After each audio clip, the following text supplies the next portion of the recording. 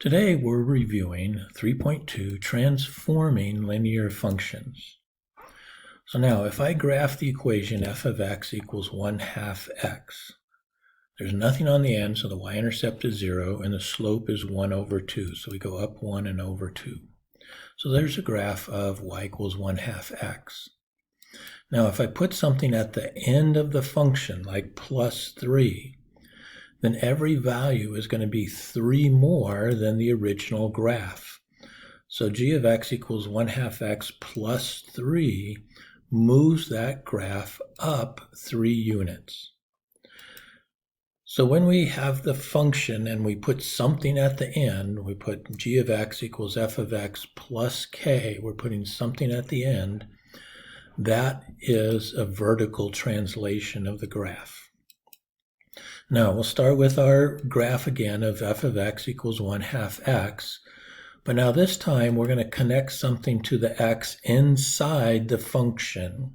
So in parentheses we have x minus 4.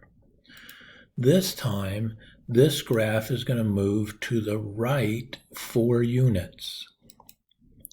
So putting something inside the function with the x moves the graph left or right. And it's the convention x minus h. So x minus 4, 4 was positive, we moved to the right. If 4 was negative, x minus negative 4 would look like x plus 4, and that would move to the left. So putting something inside the function moves it left or right. So if we're moving up or down or left or right, these are called translations.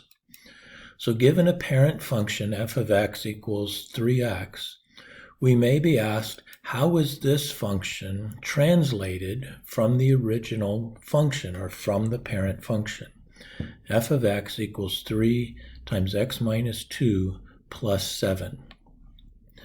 That graph, we're connecting something to the x, that's our horizontal translation.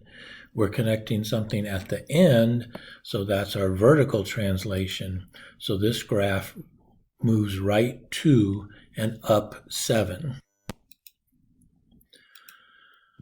Next, we're going to look at our parent graph again, f of x equals 1/2 x, and this time we're going to multiply that function by something. So 4 times 1/2 x.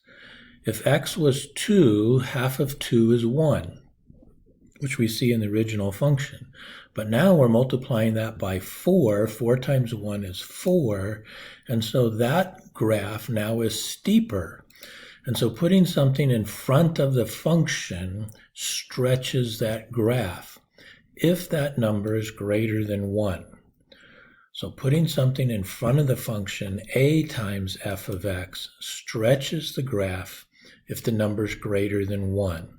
Now, it doesn't matter if it's negative or positive. The negative will flip the graph, but still, a negative 4 would still stretch the graph.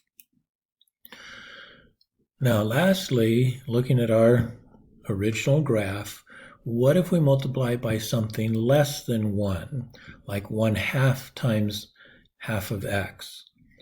Well, if x is 4, half of 4 is 2, and half of 2 is 1. So that graph then gets compressed. So putting something in front of the function, multiplying by a number less than 1, compresses the graph. And so that's our quick review of 3.3.